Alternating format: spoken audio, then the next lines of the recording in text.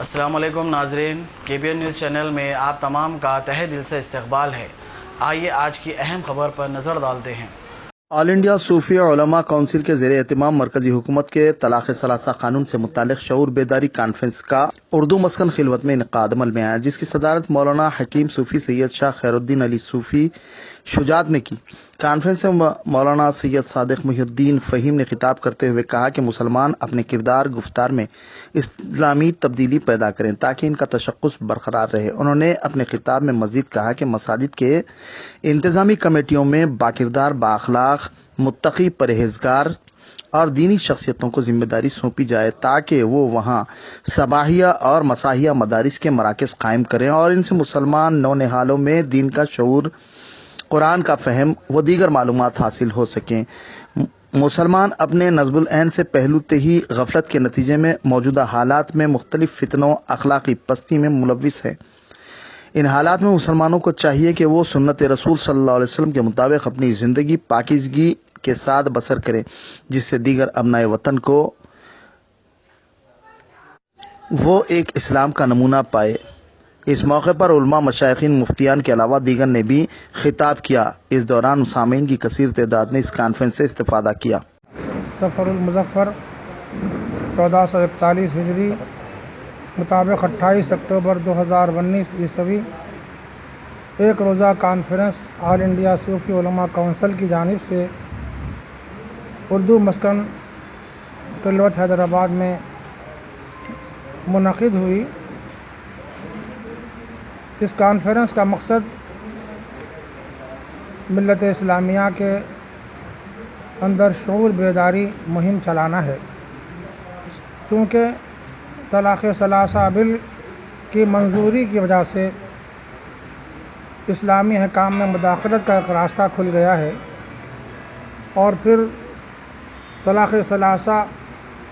بل کی جو تفصیلات ہیں ان تفصیلات کی وجہ سے کوئی یہ نہیں کہہ سکتا کہ اس سے مسلم خواتین کو کوئی فائدہ پہنچے گا،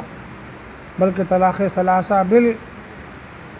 بظاہر تو مسلم خواتین کی ہمدردی میں بنایا گیا ہے اور ایسا اعلان کیا گیا ہے، لیکن در حقیقت اگر سنجیدگی سے غور کیا جائے تو اس میں بہت زیادہ نقصان مسلم خواتین کا ہے۔ اگر کسی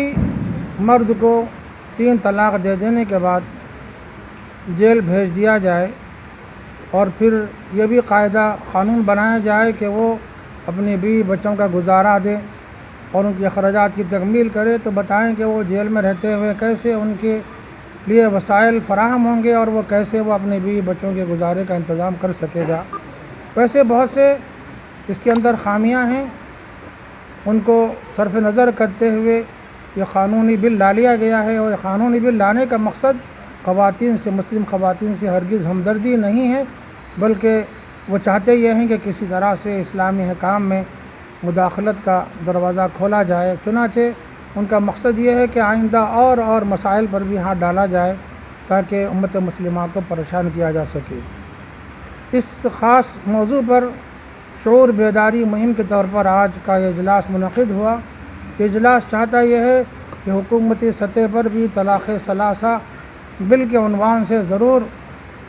اس میں پیش رفت کی جائے، اور الحمدللہ بہت سے ہمارے ملت کے ذمہ دار طلاق ثلاثہ بل کے خلاف سپریم کورٹ سے رجوع ہو چکے ہیں۔ ابھی آپ نے سنا ہوگا جناب نواب کاظم علی خان صاحب بھی ایک درخواست گزار کی حیثیت سے اس سلسلے میں پیش ہو چکے ہیں، لیکن اس سے پہلے مسلم پرسنل لاء بورڈ بھی اس کے خلاف پٹیشن دائر کر چکا ہے، اور بہت سے مسلم تنظیمیں ہیں جو اس مقصد کے لیے پیش رفت کر رہی ہیں۔ ہم ان سب کا خیر مقدم کرتے ہیں اور دعا کرتے ہیں کہ اللہ تعالیٰ ان کو کامیابی سے ہمکنار فرمائے۔ دوسری طرف ہمارا یہ خارجی معاملہ تھا، لیکن داخلی اعتبار سے بھی ہم چاہتے یہ ہیں کہ ہماری امت کے اندر شعور پیدا کیا جائے کہ اسلامی احکامات پر عمل کرتے ہوئے ازدواجی زندگی کیسی گزاری جائے، اور نکاح کے آداب کیا ہیں، ازدواجی زندگی کے آداب کیا ہیں، زوجین کے حقوق کیا ہیں، ان سب سے ان کو روشناس کروایا جائے، اور ناگزیر صورت میں طلاق دینے کی نوبت آتی ہو تو طلاق کن حالات میں دی جا سکتی ہے، طلاق دینے کا طریقہ کیا ہو سکتا ہے، کیسے طلاق دینا چاہیے، سارے ان گوشوں سے ان کو روشناس کرانے کے لیے علماء صوفی کونسل نے بڑے اقدامات کیے ہیں. انشاءاللہ اس کی غرض و غایت یہی ہے کہ قانونی طور پر جو کچھ ہو رہا ہے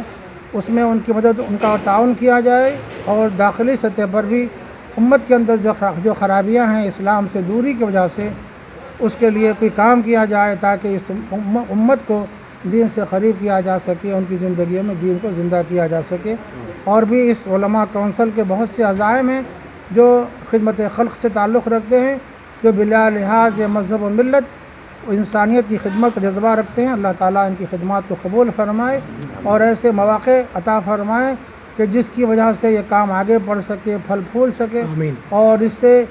نہ صرف ملت اسلامیہ کو بلکہ انسانیت کو فائدہ پہنچے. آمین یا رب العالمین. اب A1 ٹاؤن شپ چیولہ اور معین آباد کے درمیان مین روڈ سے 1.3 کلومیٹر آبادی سے لگا ہوا تمام ڈیولپمنٹ کے ساتھ، جہاں آپ اپنا گھر بنا کے رہ سکتے ہیں، جو ہے بالکل آبادی سے لگا ہوا. 4 لاکھ میں 100 گز کا plot, drainage, electricity, footpath, BT road, college, bus stop جیسی تمام سہولیتیں دستیاب ہیں. آپ کا یہ چھوٹا سا انویسٹمنٹ آپ کا اور آپ کے بچوں کا مستقبل بدل سکتا ہے. مزید معلومات کے لیے ہمیں کال کریں. Address pillar number 235 opposite fisheries department, Rajendra Nagar, Hyderabad. Contact 7799603838.